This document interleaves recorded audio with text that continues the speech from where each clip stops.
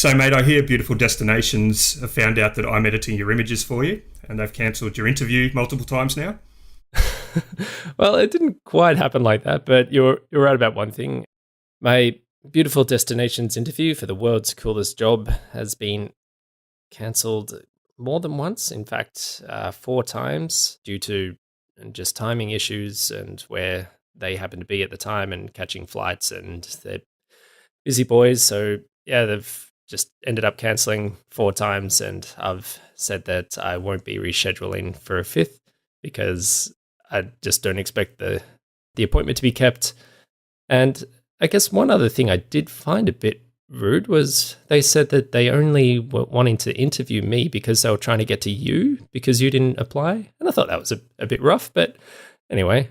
Well, mate, we've just got to get used to this sort of stuff. You'll find this happens quite a lot. People will try to, obviously want to get to me. I understand that completely. But look, if it was me who had my interview cancelled 4 times, I wouldn't be too happy. And I'm glad it's you because you've probably handled things a little bit more politely than I do. There might have been a few swear words included in my response to them, I think, if that happened to me. But look, I kind of believe right from the beginning of seeing this that all it is a marketing ploy and a really big marketing campaign on their part. I'm looking at it and seeing that their growth since starting that campaign has been pretty large, and I think what they're potentially trying to achieve here is maybe getting to be the number 1 landscape-based hub to beat Earthpix. Right. So I think that might be what they've actually tried to do here. And if that's how they handle the interview process, I don't think I'd like to be involved in the actual employment of a business like that at all. Well, one thing I did notice as well was a post of, I think it was 4 or 5 of them on a beach with a bunch of pigs. It was just the location. I think it's in the Bahamas. And as soon as I saw that picture of the 5 guys just sitting there on the beach, or 4 guys sitting on a beach, I thought they've done this because they want to get some female representatives into their organization. And then sure enough, I read down a bit further in their comments and they said that they've brought on a new female team member, which is great and everything, but it kind of sort of seemed like, okay, maybe I didn't really have a chance anyway if they were really just if they had an idea of what kind of people that they wanted to work with in the first place, and they've used it as you said, as a marketing ploy to actually get more attention to their business. I sometimes feel that I want to spend time with pigs rather than with you as well. So I saw those posts on the same day that you were meant to have that last interview, and obviously I was pretty, how do I say, uninterested in seeing that after knowing that they'd cancelled your interview as well. So yeah, it's as much as I might pay you out, it's kind of a bit unfortunate that it's happened, but at least you can continue with Project RAWcast now. Yeah, well, I was always going to continue with Project RAWcast, but it is interesting seeing from an interviewee kind of point of view, being able to watch the company's Instagram stories and just think and know, it's like, I'm not going to get an interview. They're on a beach right now. Like, the interview is in like half an hour and they're swimming around in the water with pigs. They're not going to interview me. I thought that was funny. The record that the person that got employed as well is probably single and no children, no commitments. Yes, as you've said. So, but yeah, look, it'd be interesting to kind of hear some other people's opinion on this. Obviously, we had quite a few friends who are also involved in the interview process, so I might reach out to them and kind of see how they went with it as well. Yeah, I have heard of other people having their interviews, so it wasn't just like they've not interviewed 150 people. In some correspondence I did have, they did mention that they've been through 135 interviews over the past several weeks. But yeah, I mean, it is a lot of people to interview, but still, if you're making an appointment and you're kind of seeing it as a low priority, it can be a bit hard on the other person. But still, it was nice. It's an experience, and I'll continue on with everything else that I've been doing, such as, Project RAWcast and everything else. Cool. So from one failure onto a huge success. Our Melbourne Instameet was pretty successful. It was a fantastic day out. Just over 100 people joined us for the day. Nice day out in the Melbourne sun with no clouds above the city, which was probably not the conditions we were really hoping for long exposure photography. No, definitely not. There was quite a lot of sun, which we anticipated the day before as well. But we did end up having some nice shade, and we did kind of get a little bit of cloud in the sunset. Okay, well, we must have been looking at a completely different sunset, or you photoshopped some clouds into your sunset, because I definitely didn't see any clouds there. But yeah, look, an incredible day out, and it was really cool just to spend some time with some of our listeners, and also some people who haven't listened to us and just kind of saw our social posts online and joined us for the afternoon. And it's just great to see a community of people who really enjoyed the day and kind of made the most of the opportunity, not just to meet us, but also to try Nisi filters and to meet each other as well. Nisi came down from Sydney for the day, brought a whole heap of demo stock, was definitely the most popular person on the day, without a doubt. And it was just great to see so many cameras lined up along the banks of the Yarra River and just taking some incredible photos. There were some really cool photos on our event hashtag. Yeah, and of course from that event hashtag, we did run a competition as well.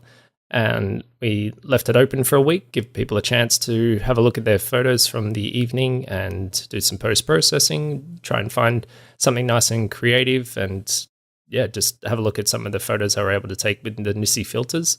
And we announced our winner on Sunday night, and that was Megan Philby. So that's at Meags6, Meags6.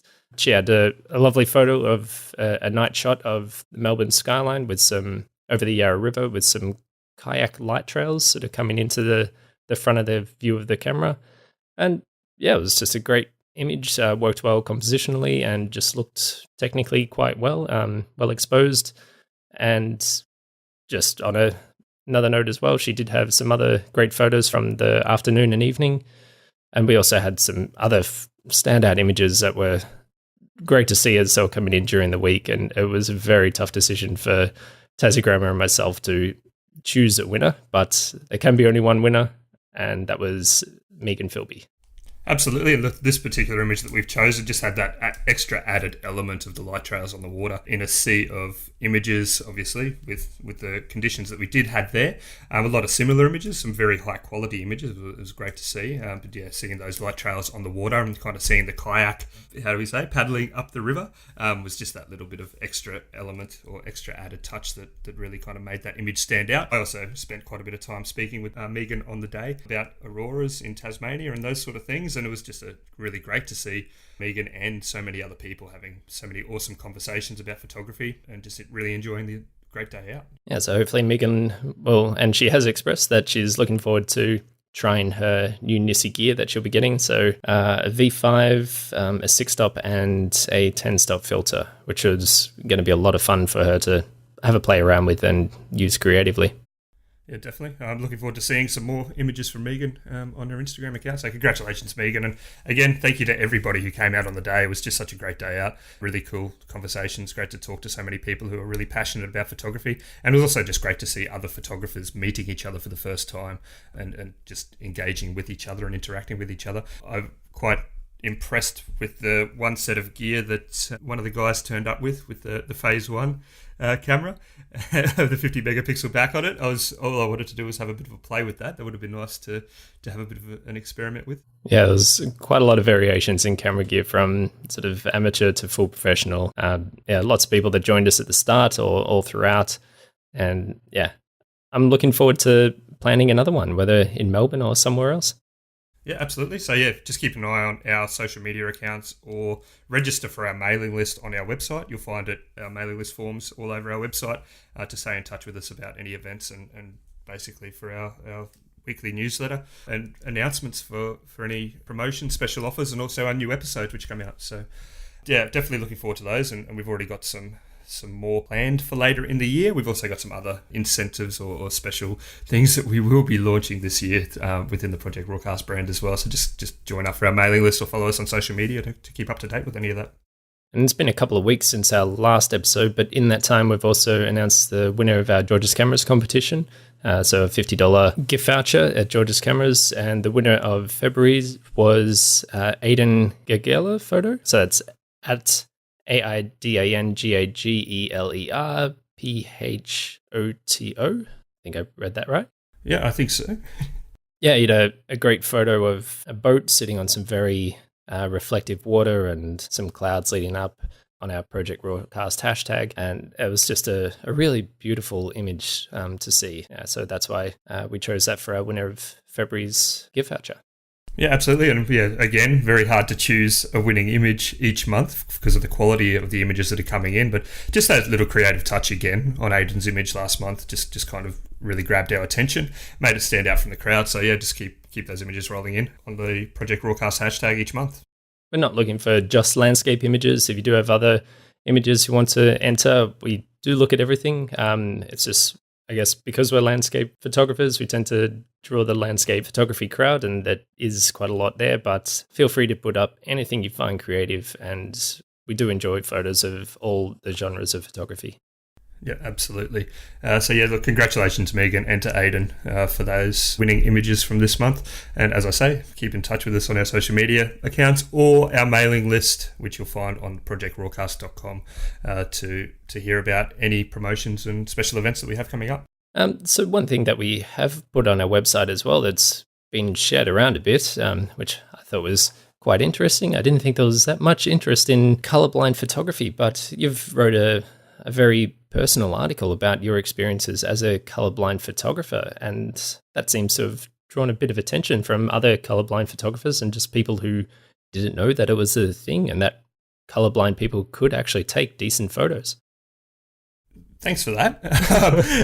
Thanks for your vote of confidence there. Yeah, look, we 8%ers, as I've mentioned in the article, obviously, we're not completely how do I say this? We don't see in black and white, put it that way. Not as far as I know. Some do, but majority of us don't. But yeah, look at obviously the article I wrote last Friday, published up on projectrawcast.com on our blog. Also got shared across a number of bigger photography blogs out there, Petapixel, do-it-yourself photography. It's also being translated now into multiple languages, in German and French as well, and being posted on some bigger international blogs as well. So yeah, look, obviously it's quite a personal thing for me. It's just the way I live, I suppose. I don't see it as a handicap, but it's certainly a challenge, I suppose, when you don't have the confidence when you're posting images online, particularly a specific type of image, which is an image with a lot of variation in colour in it, a lot of oranges, pinks, yellows, blues, whatever mix of colours. I do speak in the article about the types of images that I believe I excel at, which is very simple, plain, I'm not going to say plain,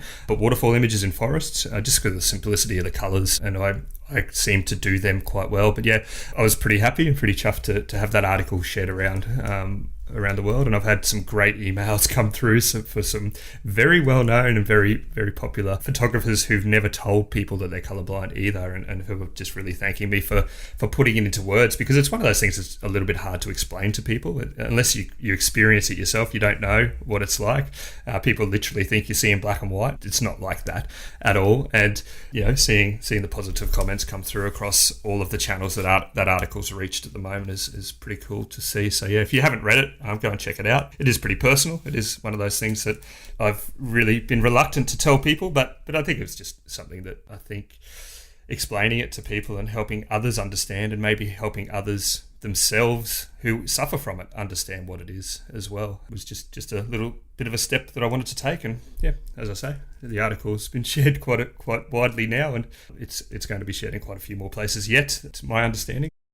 I did enjoy also just seeing how people responded and saying that they would have never guessed that you were colorblind from the images that you produce. And you do produce very high quality images. And I guess one thing I see as well from photos that I see around is that even people who aren't technically colorblind, they still have a lot of problems with getting colors correct. Being colorblind, I suppose, adds new challenges, but you do it very well, considering you have this perceived handicap, something that for you isn't one and doesn't come out in your images, but you do a lot better than people who aren't colorblind. And it's an interesting viewpoint, and I guess it may even be inspirational for people who are colorblind that think, I could never do photography because I'm colorblind, or I can only shoot in black and white because I'm colorblind. There are actually ways that you can still produce high quality images and get your colors correct, even if you're unable to perceive them the same as the 92 percenters. Yeah, look, something I've known for quite a while, and particularly since chasing sunsets and sunrises, or more so sunsets, and I know that you and I have even had this conversation when we were out shooting together, is that the afterglow after a sunset quite often can turn pink, and I don't see that. I don't notice it. So for me, once the colour, I suppose the intense colours of the oranges and the yellows and those sort of things that kind of do shine through as the sun's setting and in the 15 minutes after kind of ends, I don't notice anything. But my partner says it all the time that look at that pink sky, and I'm like, yeah, that's great. I'm glad you're seeing something. But like knowing that in itself has kind of allowed me to really kind of focus on the colours that I do well. There's no point in me even trying to create or utilise pink in my images, because for me, I look at it and go, well, hang on, like I'm not seeing that well myself, so why do it? So it's just one of those things for me that I've kind of known about for quite a while now, and particularly since I've picked up a camera and chased particular types of images or photography, that pink is just one of those colours that I just don't even recognise myself. It's just not a colour that appeals to me. It's not a colour that I see. So I posted one of the images that I've been wanting to share on Instagram for quite a while into the blog post, which is a lighthouse with a pink sunset that I captured last year. But I've held off because for me, even just seeing it in my Instagram feed is just one of those things that doesn't appeal to me at all. But then I've been told by a lot of other people that that's a fantastic image and you should share it.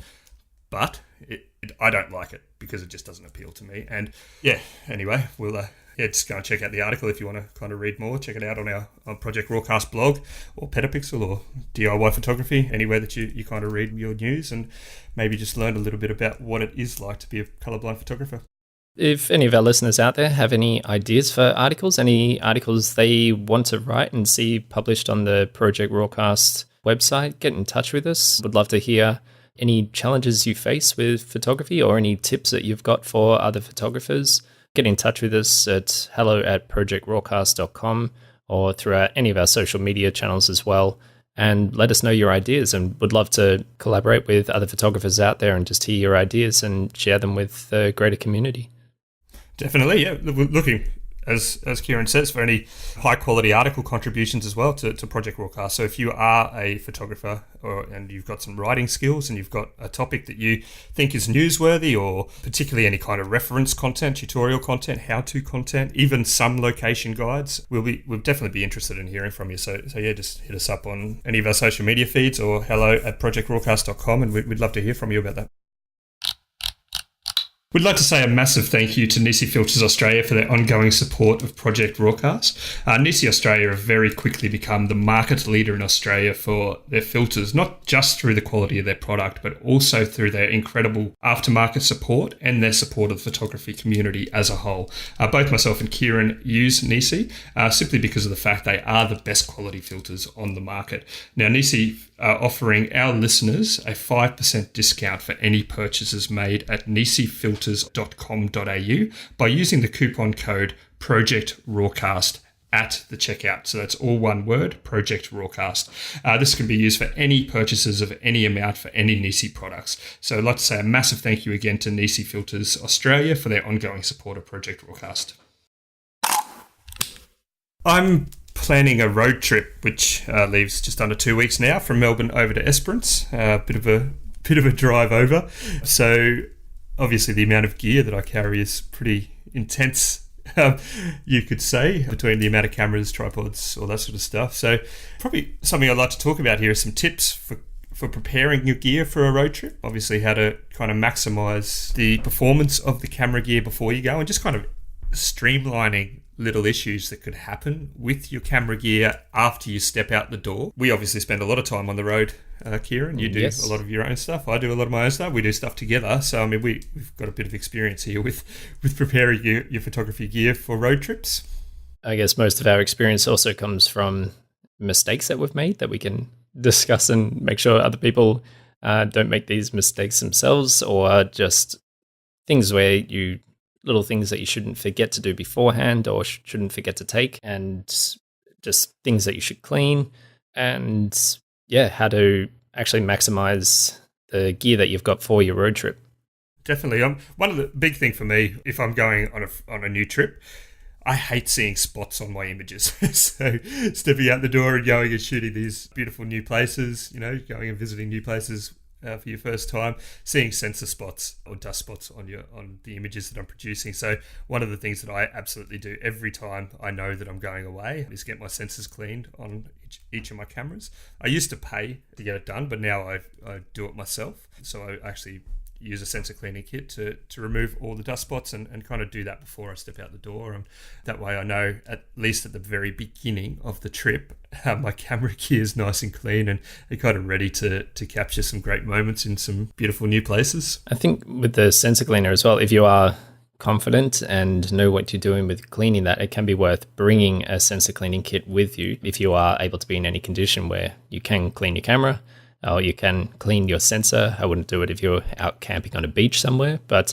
if you're in a hotel room and it's nice and clean, it's worth bringing along a sensor cleaning kit, because generally on a road trip, you might be out changing lenses all the time and you might not be in a place that has easy access to a camera store that is able to clean sensors.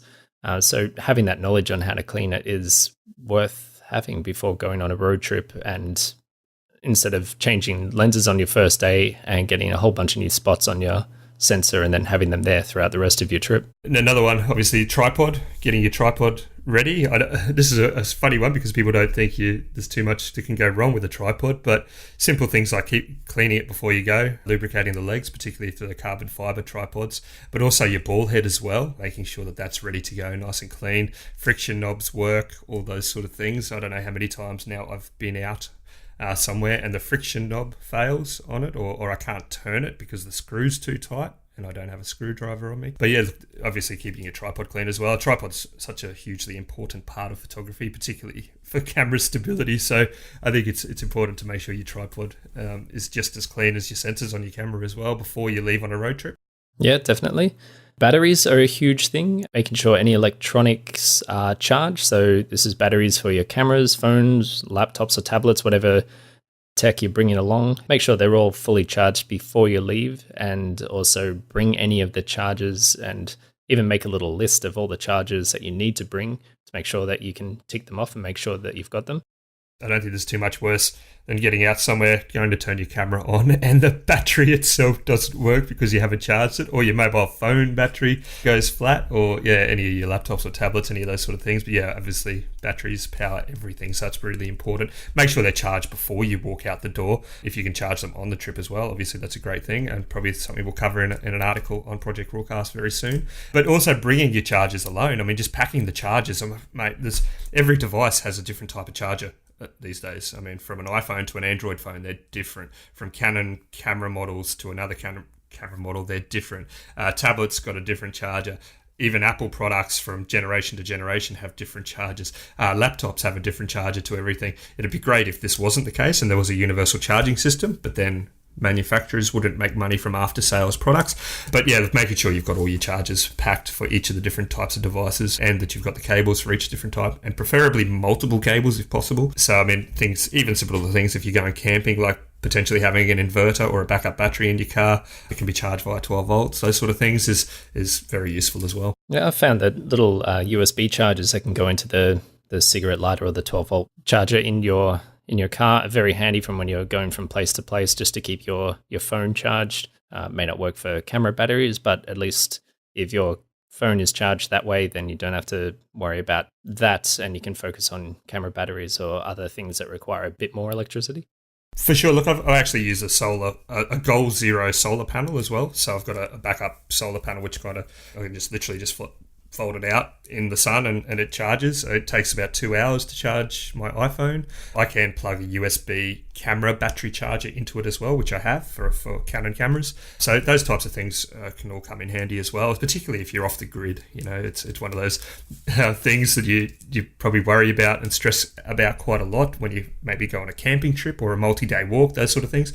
So yeah, solar panel can actually come in quite handy. I think this thing only weighs about 560 grams as well. It's not too heavy to carry around if you need to, or at least keep in the car, hang on your tent, when you've got your tent out during the day. Which can also, the solar panel can charge your battery packs that you're talking about as well, the little USB battery packs. You can just plug them in and kind of keep them nice and charged up and keep the juice flowing through those. Yeah, and also as far as cleaning on the road, having plenty of lens cloths is a good idea. And you may think if you've just got one lens cloth, that may do the trick. But if you get a lot of gunk or that lens cloth becomes dirty, then it's going to be pretty useless unless you can clean it quite thoroughly. So having more than one and having plenty of lens cloths, they are quite cheap to get and worth having a lot of them around so you can clean your lenses, multiple lenses or filters or anything else. I know for one thing is tend to get a lot of sea spray on filters, especially if you're going around and shooting the coast. Once you start wiping off a lot of salty water onto a lens cloth, then you've got a lot of salt and water on that cloth, and then if you go to clean something else, it's just going to make it smudgy and actually make it dirtier than what it was before. Yeah, so I actually make it a habit before I go away on a trip to go and buy new lens cloths, and I've literally have just over 100 lens cloths that I've used over time. I lose them quite a lot, so they also go through the washing machine and get lost. But whenever I'm away, I actually put a couple in my jacket pockets, or I put a couple into my shorts pockets. That way I know whatever clothes that I'm wearing on any given day, I've got lens cloths there. Not only can they keep your lenses clean, but they can keep your filters clean, but also just even the back of your screen, like your viewfinder on the back of your screen, on the back of the camera, when you put your face up against it and you're looking through your viewfinder, when you're looking through your camera, you can get grease and sweat onto your LCD screen. So keeping that nice and clean so that you can actually see when you're doing a manual focus or any of those sort of things is pretty important too. But also I use them a lot for keeping my mobile phone screen clean. I hate looking through my mobile phone and seeing images that you've got smudges on your screen and you're looking at an image that just doesn't look right. So for me, I use them for everything. I literally buy a new set of lens cloths every time I go away. It's just a habit that I've made over the years, and I think you and I have been into camera stores quite a few times together, and I buy little bunches of them and kind of make sure that we've got them because they always come in handy. And just as much as lens cloths are good, things like Kim wipes or lens tissues as well, they literally no weight to keep in your bag, and can't even count how many times now I've found them handy, particularly for filters. As you're saying, for saltwater spray, getting saltwater spray onto a piece of glass that's about the size of a dinner plate is pretty easy to do. So wiping them off with either lens cloths or lens tissues or Kim wipes is pretty helpful to ensure that you've actually got them first. I do like whenever I'm around with you and I see you on your mobile phone with your lens cloth, just gently patting your images on your screen because you don't want to look through fingerprints. It's a nice thing to watch, the care you take in looking at your images. Yeah, sometimes I lick my screen too, or kiss it, because the images are so good. No, look, but I do, because I actually hate looking at other people's images, even just through fingerprints. Like I just don't like doing it, and I spend so much time even now on Instagram stories and those sort of things. I actually like looking through a clean screen. So yeah, they come in pretty handy. Yeah, you keep your monitor screen clean when editing, so you don't have any little blotches that could distract you. So why not keep your mobile phone screen very clean as well? Now, another thing that I definitely have a lot of is external storage. So for me, having external hard drives, I take multiple external hard drives whenever I go away. I've got literally variations through from 500 gigabytes through to 3 terabytes in size. I've got wireless hard drives, I've got USB hard drives, but also thumb drives as well, USB sticks. You can never have enough storage, particularly these days. And say, for example, the Canon 5DS is shooting 50 megapixel files. So we're talking 80 to 90 megabyte raw files.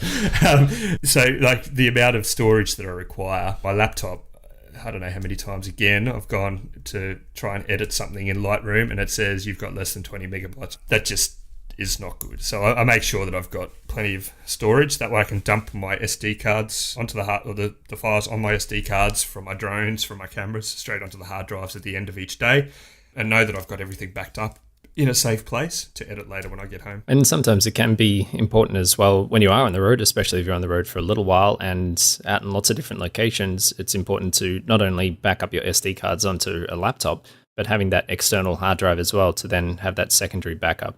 It's little things, and backup is a huge thing with photography and keeping your files nice and safe. And having that extra backup ability on a road trip just gives you that peace of mind that If your SD cards fail, if your laptop fails, you've still got a hard drive there that will still have all your images. And just doing that at the end of the day can also free up your SD cards, which are also very important to have plenty of those and format them before you leave. But having that backup as well means that you've got your images in more than one spot, even if they're cleared or formatted from an SD card. Definitely look until you've actually lost your images and lost a day's worth of work because you've accidentally gone and formatted your SD card before backing it up, or if you've had an SD card fail, which I have literally just had happen in the last week, you don't realize how important it is. So losing your images and losing your files, losing your videos through a simple mistake does happen. It can happen. So having a backup there of your images and files from each day is pretty important. And again, as you just touched on there, just even before you leave the house, making sure that your SD cards are formatted. I don't know how many times, again, that I've been out or I've done a trip or I've done a job and I've got 600 images on an SD card and I start shooting. And then all of a sudden, when I go and look in Lightroom at the end of the day at those files, I've got to sort through all of the images that were there from a previous job or from a previous trip. And then you realize when you're shooting that you've already got all these images on and you can't manually delete them because you've already shot just format your SD cards before you even leave the house and make sure that you've got plenty of them as well. In the case of a backup, I use both compact flash, so CF and SD. So I've got 2 SD cards in each of my cameras that I use. So I can kind of shoot 128 to 256 gig depending on what size SD cards that I've got within the camera as well. You can also use that as a backup process if you really want to. So you can particularly on the 5DS, 5DSR, you can tell the camera to use memory card number 1 as the main memory card and memory card number 2 as the backup. You can actually potentially have a direct backup of your day's shooting from within the camera if you really want to, or you can just use both cards independently and use them as separate cards. There is little organizational tips as well. If you do have lots of SD cards and you see a whole pile of them and you think, which ones are formatted, which ones aren't, which one can I put in my camera? If you organize them, keep them in little cases or little pockets in a camera bag or any other way you can think to organize them, and have little things that whether it's color coding, which ones are formatted to which ones are used, put them in upside down in a pocket or up the right way in a pocket, and just work out something so which ones are empty, which ones are used, and which ones are already backed up so you can format them. It can just help that little confusion because they can all look the same as well. And yeah, it'll save you time when you're out and you're shooting and you get to the end of the memory card and you're thinking, which one can I put in my camera now? You don't want to go through, find, that one's full. That one, can I delete that one? They're all full. And so, yeah, just knowing that and organizing that can be handy as well. Being disorganized can make you miss shots as well. So obviously we've talked about batteries, keeping your camera gear clean, having plenty of storage, but even just organizing your stuff within your backpack or within your camera box, bag, however you carry your gear around is really important as well. Knowing where your remotes are, knowing where your filters are, keeping your filters in a box, knowing where your lens cloths, all that sort of thing are. Just being organized helps you maximize the potential to capture the right images when you want to capture them, and also just makes it so much easier to know where everything is at any one time. As I start a trip to when I end a trip, I try to keep my camera equipment in the exact same place in my backpack as I'm going. So I will literally shift and make sure that I put my camera gear back in the exact same place in my backpack. That way I know where it is, I know how to account for it, I also know where it is when I'm reaching for it. A little road trip story, kind of a potential nightmare. I'd actually gotten up one morning very early to drive to Wilson's Prom, which is 3 hours away from Melbourne, to capture the sunrise at Squeaky Beach. I had an idea in mind and I wanted to go there. I got to the beach, I set up everything, it was quite dark, and I saw the light starting to come up, so I was like, all right, I got to start taking photos, and I just started shooting away, and I wasn't getting the shots that I wanted, and they're looking terrible, and I couldn't get longer exposures, and I was thinking, why isn't this working? And then I realized that because I was tired and I hadn't checked my camera gear from the day before, I'd still had my camera at 800 ISO, and I was trying to shoot long exposures. So check your camera settings before you leave. Make sure that it's set for whatever situations you're going to be shooting most likely. or even before you get somewhere, just have a look at your camera settings. It was a rookie mistake that I'm not going to make again, but it's worth doing just to have a look. Organize your camera in any way. Some cameras have certain customizable functions, so you can just quickly change settings, but it's worth just having a reset. Make sure you don't have things in order that shouldn't be, and yeah. Yeah, again, a perfect example of this is I took my camera in for a sensor clean quite a while ago.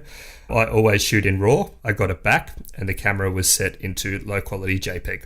So I went out, shot an entire sunset session here in Tassie in low quality JPEG, got home and realised after the fact it was an amazing sunset above a sea of clouds on Mount Wellington. It was kind of something that doesn't happen all the time. They were great images, but unfortunately because I didn't check the camera settings before I set it up on my tripod, I've come home and I've got images that I just simply can't use or can't edit the way that I really wanted to.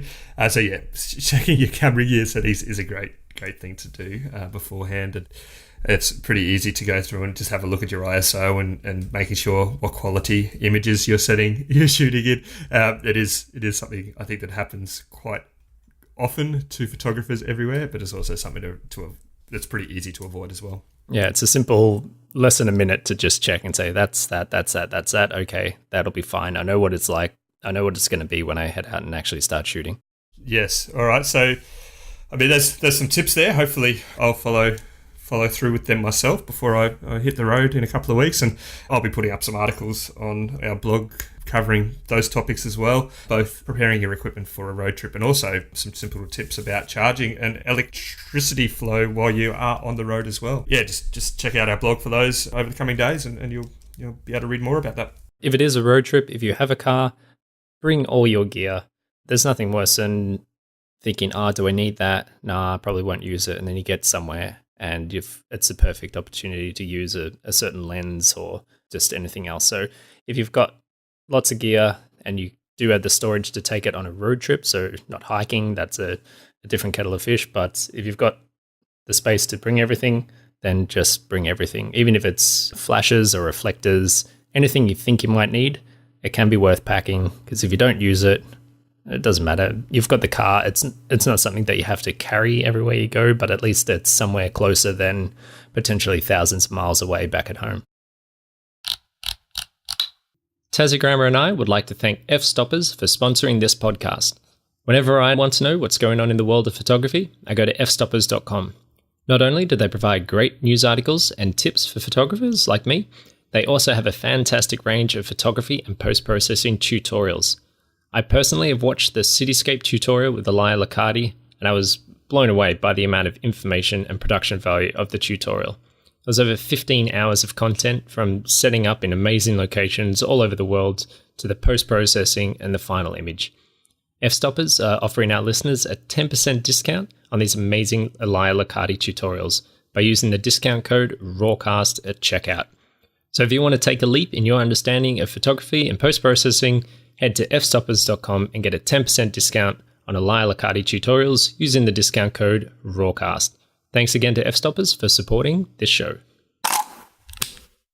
Photographers love to travel. That's what we do. I mean, a lot of us do anyway, particularly landscape photographers. Instagram's made the world a smaller place. Social media has helped make the world a smaller place. And obviously, images and content and locations, all that sort of thing, are much more accessible these days than they used to be prior to, I suppose, social media. People like to make lists of places and their own bucket lists of things to do. Let's have a chat about some bucket lists, Kieran. What are some places that are on your bucket list? I've been lucky enough to actually go to a lot of places that I want to go, but I mean, I'm happy to go back there. But a couple of places that I definitely have on a bucket list is Antarctica, for one. This is probably a bucket list item for photography on many people's lists, whether it's for wildlife photography or landscape photography. It's a very less accessible place than many places in the world these days, and to be able to go there and see a piece of the world that hasn't been developed at all and is its own continent, not technically claimed by any country, would be an amazing sight to see. I agree with you as well, and I think this is for me personally, in terms of picking locations, obviously we get flooded with images from places like Iceland, New Zealand, Greenland, Norway, those sort of places. For me, they don't appeal to me. Like, obviously, I would love to go and see them. I'd love to go and photograph them, specifically go for that purpose. But for me, they actually appeal to me less than places that aren't photographed as often or are tougher to get to, take a lot more logistic planning to get to. So obviously Antarctica, Faroe Islands, those sort of places for me definitely appeal. But even just in our own backyard here in Australia, there's so many waterfalls. It's one thing I absolutely love to photograph, and Northern Territory and the Kimberleys in particular, for me, are places that are quite remote and hard to get to and are very under-photographed, I suppose, in terms of social media.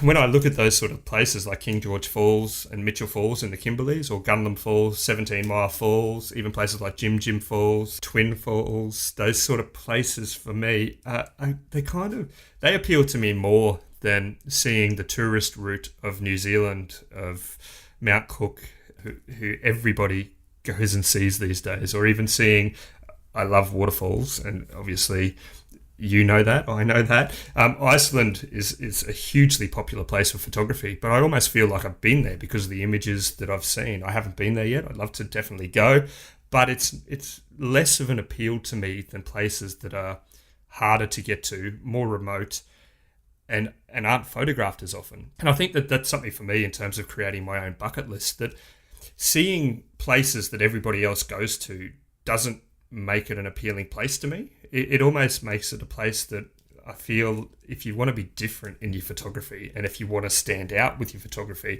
and you want your images to stand out, you've got to photograph places that people don't go to as often, because it almost becomes just another photograph of Mount Cook, or just another photograph of Skogafoss, or just another photograph of the Northern Lights in Norway. Those sort of things, to me, that's my my appeal with photography, is going to places that people don't actually go to very often and seeking out those locations that are off the tourist trail. I think there's like almost two kinds of people as well, or maybe even three. But like, as you said, the challenge for you is finding new places or less photographed places off the beaten track. But other people find challenges in seeing lots of the same photo from one spot and thinking, I'm going to go there and I'm going to get my version of that photo, or see that place and capture it in a new way.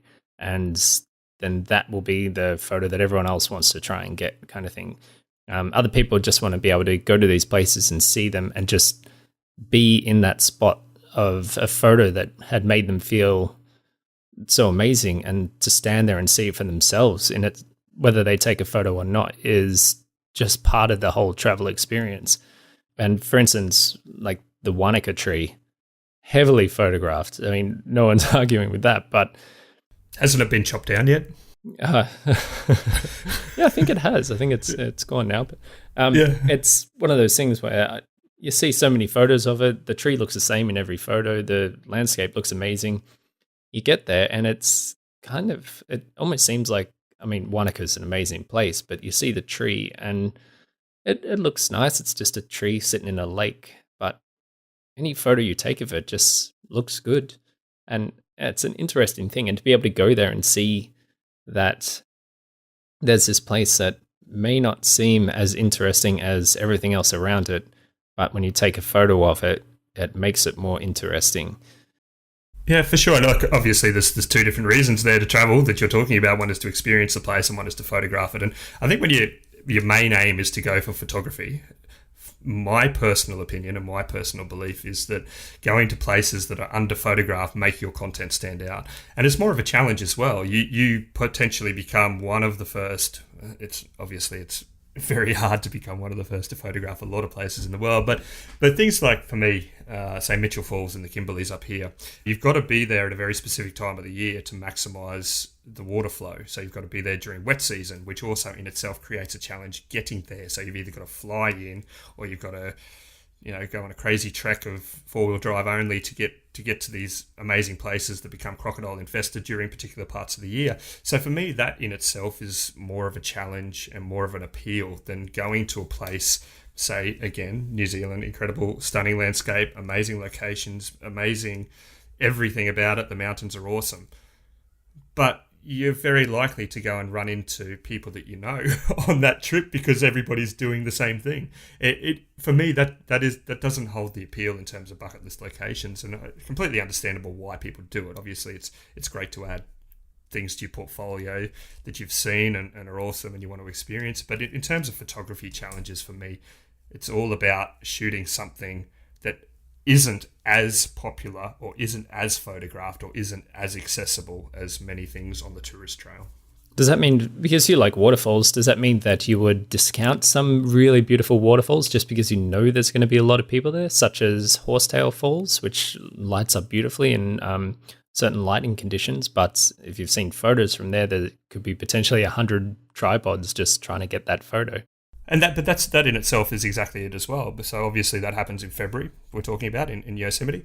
What the appeal to me there is, like, I loved seeing the images there, it's great. But do you see the behind the scenes where there's 300 or 400 people there lined up, bustling for position to get this once in a lifetime shot that everybody else is also getting at the same time?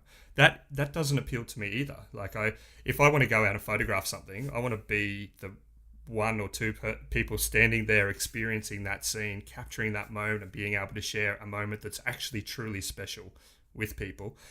I'm not saying that that's not special. Obviously, yes, I would love to have that photo, but it's less of an appeal to me when you don't see the turnaround, or you turn around from that shot and you see all of these people lining up, capturing the exact same thing and probably sharing the exact same thing at the exact same time on their social media feeds. It almost doesn't become that as special of a moment, do you know what I mean, when everybody else captures the same thing. So for me, visiting locations and being able to capture things that other people aren't necessarily doing is something that is really appealing to me. And a good example of this here in Tassie, locally, is a place called Lower Chasm Falls. Now, I've seen a few images from there over the years, not many. I haven't seen many at all. And even prior to making a trip there last year with another guy here in Tassie, there was one image that I had seen on Instagram, total. I searched everywhere prior to going to this location to try and get an idea of what we were looking at. The image that I did see was not a representation of this waterfall at all. So, and it's one of my most popular shots on social media. It's one of my favorite shots ever that I've captured. So we got in and we captured something, and then all of a sudden for us, we start seeing all of these images flowing. All of these, the tourism accounts have picked it up, and all of a sudden all these other people are going. So we know inside ourselves, we probably weren't the first people to be there. Obviously not. But we did capture something that, for the time, on social media, was unique. We made that place partly. I'm not going to say we completely made it, but we absolutely did bring attention to that location. And now it's a sought after location for other photographers to go for. That appeals to me more than shooting and going and just following a crowd around. Yeah, that's definitely a reason to find things for a bucket list, and maybe your bucket list may even have lots of gaps in it to fill with those places that people don't know. And it can be a bit challenging to find those new places when there's less ways to hear about them, or you haven't seen pictures of it, so you don't know whether you're going to enjoy going there or be able to get a good shot from there. I guess a lot of people do want to go to these places that have been shot thousands and thousands of times. Yeah, as Jason said, it is worth finding those places that are off the beaten track, go out there and grabbing something unique. And that can be a bucket list location, even though it's not, doesn't really sound like something all that exciting at first. It can be. And the payoff can be a lot bigger than just getting another photo of the Wanaka tree. For sure. And this is the great thing about bucket lists. Everybody can have their own bucket list, and everybody can have their own reason for having them. For me, as I say, it's all about the challenge of getting to places that are under-photographed if I'm going there for photography. Obviously, if it's just purely for travel, that's a whole different story altogether. But yeah, look, the appeal to me, and even still, like, I've recently been out shooting quite a bit, and I've got photos sitting here that I won't share to social media at all, simply because I look at it and go, it's just another image of the same location that everybody else is shooting. It doesn't Secret Falls. Yes, Secret Falls. But yeah, look, that to me is what photography has almost become to me now, is that challenge of seeing and experiencing something that other people aren't necessarily doing en masse. And it's, again, we say it quite a lot here, that even our tourism boards here share the same images day after day after day after day after day of the same locations, because one, that's the content that they have access to, and two, it's because what other people really genuinely, as a tourist market, come to Tassie to see. For me, it's boring. I don't want to see the same shots time after time after time. I don't want to stand in the same place as every other photographer stands in. So that to me is my idea anyway. And I'm sure there's plenty of people out there who both agree and disagree with me on that. But yeah, hopefully I've got a few bucket list locations on this next road trip that's coming up very soon. Hopefully you haven't shot them. Well, I mean, it might be a bit hard. I mean, you are like following a similar route. Like, yes, planned completely independently, but it is a very similar route to the path I'd taken at the start of the year. I'm sure you're going to get some just phenomenal shots because you'll have your drone with you as well. Yes, definitely. Yes, Yes, it will have plenty of flight time on that trip for sure. Yeah. Really looking forward to seeing some of the shots from over there because, Esperance is an amazing place. We started off last episode by recommending a few maybe lesser known photographers, maybe not lesser known, but just some inspirational Instagrammers in particular who we follow, who we engage with quite often, and who are producing some amazing content. Let's have a look at those again this episode and maybe recommend 3 for people to go and check out. Yeah, that sounds great. We use Instagram quite a lot, and we do find a lot of inspiration, whether it comes from their attitude towards photography or the photos they're taking. So I guess one that we both follow as well is Georgie Mann, so at Georgie Mann Photography, and she's produced some amazing photos, usually in the rural Victorian scene. Yeah, some great images of wildlife or sunsets or just sort of the farmland area. I know you've been following her for a while as well. Yeah, absolutely. And look at Georgie's, again, one of a photographer that we feature regularly on at least one of our hubs. So yeah, look, I've been following her for quite a while. I love her style of photography. There's more to it than just the typical people in a scene type thing that doesn't really necessarily appeal to me. Her rural scenes are quite good, and she quite often shoots during the day as well, which obviously most people chase sunrise, sunset, those sort of things, but her images are fantastic. I love seeing her quality of her posts and love following her. So yeah, go and check her out. So georgie.man.photography, definitely somebody worth checking out. Now, very similar style of photography as well, and also very similar region in Victoria. So Loz M4, so Lauren Fowler, her images are amazing. I love watching her feed as well. Almost opposite to Georgie, where she definitely chases the light at those different times of the day, sunrise and sunset. Her rural scenes and her sunset scenes are pretty incredible. I think she likes her windmills quite a lot. Windmills are quite a feature of her photography, but the light that she shoots in is pretty awesome to see. So that's another one that I'm definitely a big fan of. I do know when I'm going through my feed and seeing just different photos, and I'll see a nice photo of Victoria, and I just sort of know that it's one of Lauren's photos before I've even looked to check, like if it's shared on any of the Australia hubs. I'll see it and I'll instantly like it and think, that's got to be one of Lauren's. And then I go down and check, and it is. Her style just sort of stands out a bit and produces some very beautiful images. Definitely, I feel the exact same way about her account. It's very easy to pick her distinctive style, and it's a great style as well. So I love the light and the dramatic clouds that she quite often captures. So yeah, go and check her out. So Loz M4. And another one, so last one for this week, a local Tassie boy here, so Jason L. Stevens.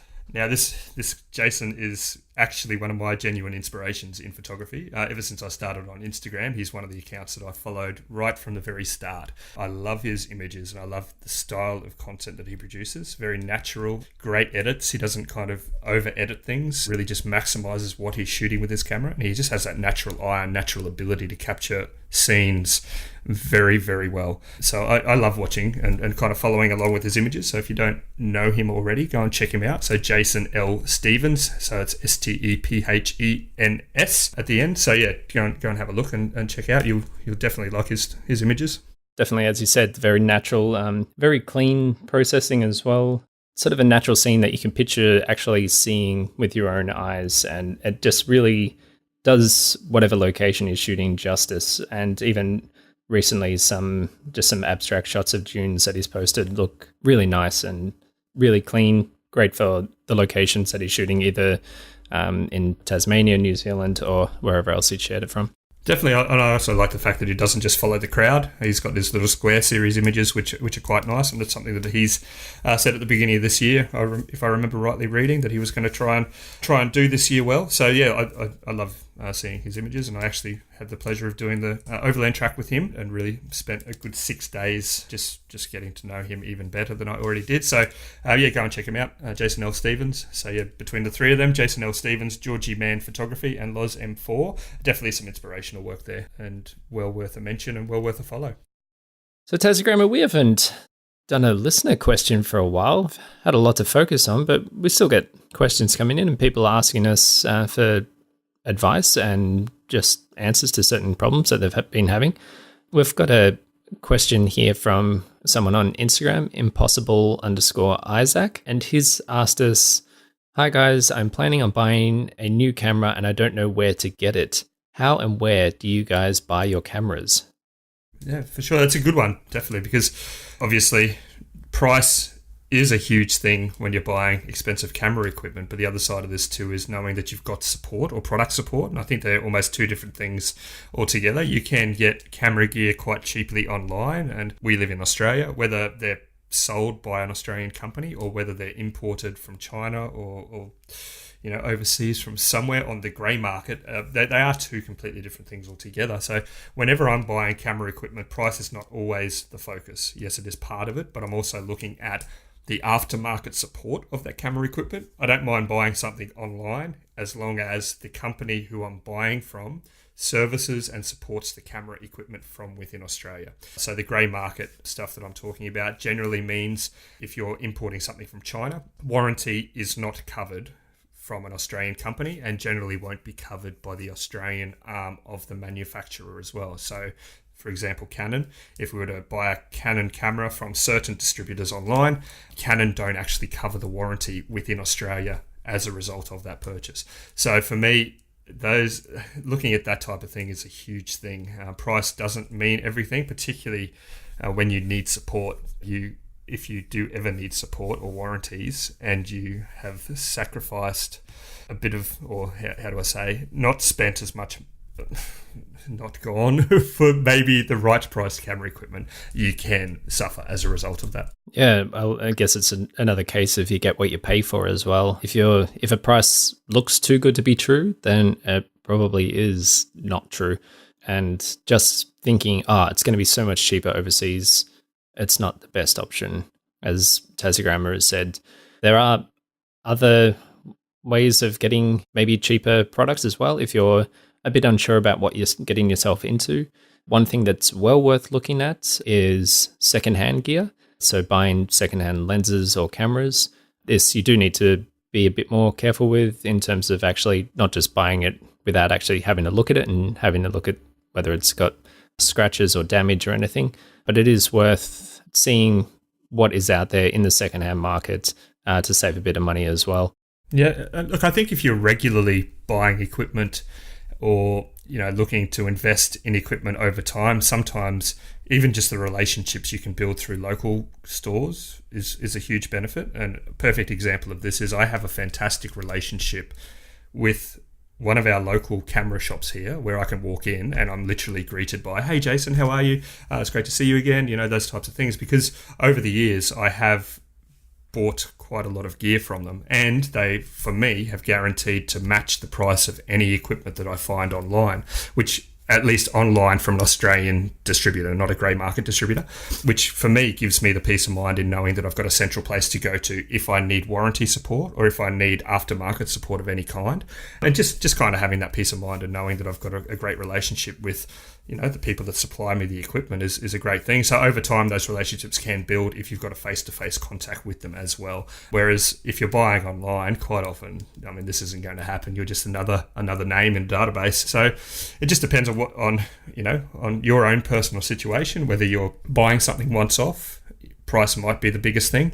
Price shouldn't be the biggest thing if it doesn't come with aftermarket support though. So there's plenty of online distributors, plenty of online warehouses, plenty of online stores that can ship you stuff overnight. But ultimately that to me also comes down to whether that business is the one supporting you or if as a result of that cheaper price, you are losing out from a manufacturer warranty within your local country. Yeah, it seems that as the price gets cheaper, the risks get higher. And like with any sale, especially with high quality electronic gear, it's worth doing a bit of research. There's no need to go out and buy a camera the second you think of you wanting to get a camera. Spending a week or a few days, if you really can't wait, just doing a bit of research online, seeing what is actually out there in terms of whether it is the right camera for you, whether the place you're thinking of buying it from is actually a reputable place. So as Tesagram said, the grey market, it's probably not going to be the best option, even though it looks more appealing in terms of price. Just, yeah, spend a bit of time actually researching it, and then you'll feel much more confident in what you're buying. Yep, for sure. And obviously price is a huge thing within the consumer market, but with camera gear and with expensive purchases, you need to be backed up by support if you do need it. So that's just something to consider. I'm not going to give names of any online stores. There's plenty out there. Just have a look. You'll be able to price match, and you pretty much be able to find and notice straight away. Most grey market places will actually say that their business is operated overseas. They might look like they're local, but if you are getting products shipped a week later, there's a good chance that it's coming from China rather than coming from Sydney or Brisbane or Melbourne or wherever else local, which pretty much guarantees overnight shipping anyway. So just one of those things to watch out for. But being able to walk into a camera store and have the gear in your hand and try it is a great thing. Unfortunately, I think a lot of local camera stores in all regions around the world suffer as a result of people wanting to try the gear and then buying from elsewhere after trying it, just simply for price matching and those sort of things. But again, each to their own. Everybody's got their own reason for making a purchase decision. Mine will always be backed by some sort of customer support afterwards as well as a result of doing so, which is why I deal with a lot of the companies that I do with my camera equipment, plus also within my own, the work that I do for brands and partnerships that I have with other brands as well. Yeah, it is very important if you're planning on making this a lifetime thing of photography, whether it's professionally or from an enthusiast point of view. Yeah, having a good business relationship with any company that you deal with, whether it is buying the cameras or getting them printed, getting your photos printed, having a good relationship, knowing that the people you're talking to and asking advice of know what they're talking about and you can trust their advice. And who knows, maybe they will give you an offer or something if you do go in with something else you found elsewhere, because I guess places don't want to really lose a sale just because, that seems a little bit cheaper at first. But if you've got a good relationship with them and they know you're going to come back and keep buying stuff, then who knows, maybe they'll look after you. Definitely. So I hope that's answered your question for you, Isaac. Mate, just got to make your own decisions and, whatever suits you personally best in terms of where you purchase your camera gear from. It's great if you can go into a store and purchase it. Sometimes, though, as we know, that's not going to be the cheapest option. Just make sure that when you do make a decision based on price, that it is also backed by customer support of some type. So hopefully that answers your question, mate. And as we say, we get questions every week. We've been answering a lot of them via social media or email rather than in the episodes. But if there are any questions that anybody would like, keep sending them in and we'll see what we can do, whether we answer it privately or within the podcast. Hey, Tesagram, did you know that when I was living and working in London, I'd actually proposed to Maria while I was over there on one of our trips? I didn't know that was where you proposed. I did know that you are married. We had a trip to Cyprus where my wife's family is from Cyprus, and I had this plan to propose to her while there in the little town where her mother had come from. And I thought, I've got this perfect idea. I'm going to set up the camera. I'm going to set it on a delayed timer so I can capture that moment where I'm down on one knee and asking her to marry me. Okay, and how did that go for you? It went well. Everything I thought of saying I had planned running through my head just went out the window and I was just a blubbering mess. But that's beside the point. Okay. I actually got the photo. The scene isn't like fantastic, but the location for us has a huge sentimental reason, and that's why that photo is so special to us. But I managed to capture the photo. But a photographer we know, has done something incredible and managed to capture not just a special moment, but a really awesome photo at the same time. Definitely. And look, I think if you haven't been watching the news or reading any photography blogs or social media, or if you haven't heard of this already as a result of reading that, then I'd like to know where you've been for the last week. So yes, DK Photography. So Dale and Carly, who are currently on holidays, where haven't they been really? Obviously Iceland, Norway, Finland, those sort of places, chasing some pretty incredible scenes up there. Yeah, so Dale got down on one knee under the Northern Lights in Norway and proposed to Carly with the Aurora going spacco, which this image has gone pretty much viral, and they've gained a massive amount of followers as a result of this as well. So, but yeah, I mean, what news organisation hasn't covered this already? I mean, we're talking BBC, all of our national news channels here, just about every major social media account you can think of, even Petapixel in the last day. It's gone pretty much viral. So congratulations, firstly, for getting married or getting engaged, Dale and Carly, but also congratulations for such a great image. A bit of a story behind this is on a trip last year, I believe it was, Carly actually threw away an engagement ring which Dale had stashed within their luggage prior to going away. So without her knowing that it was there, not just picked out the ring and threw it away. It was, no.